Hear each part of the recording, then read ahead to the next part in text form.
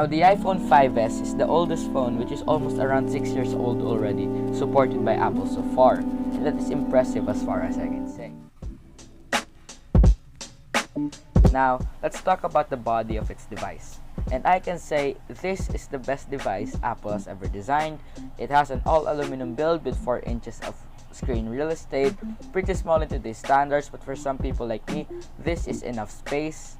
Now, it has one of the best features you can ever freaking get on a phone, and that is a headphone jack.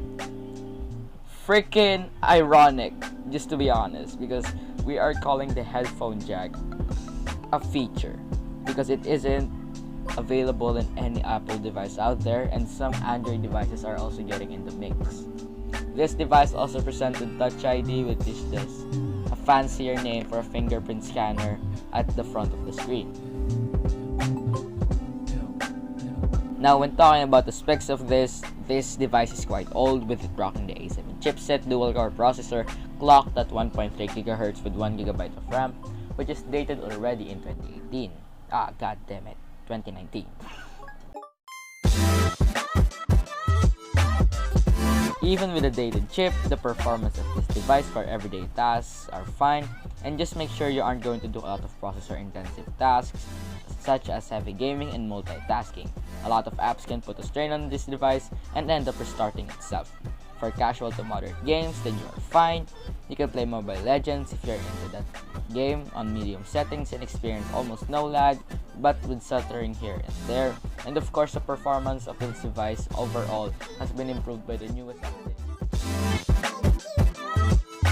Battery, on the other hand, is the worst when it comes to this. The 5S is a 1560 mAh battery, and that I can guarantee you won't last a day with this device, especially if you haven't replaced its battery since the first release.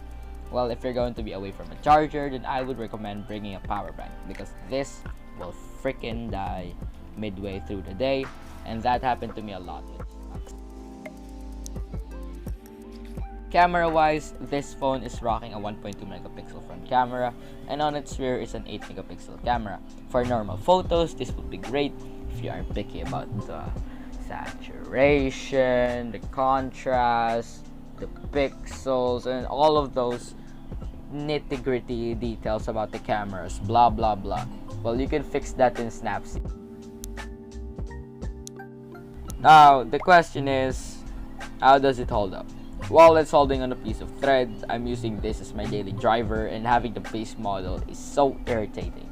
I only have 10 apps on my phone, and Google Photos is saving my butt right now, and I'm currently using the original, what is it called? The original upload size, and 16 gigabytes isn't enough, which sucks. If you are planning to buy the 5S though, well, don't, unless it's for your kids. And if you have the 5S, like me, just pull out the last remaining juice in it, and until its last breath, and update. And then buy a new phone afterwards that will be supported for longer, like the 6S or 7, or get the SE.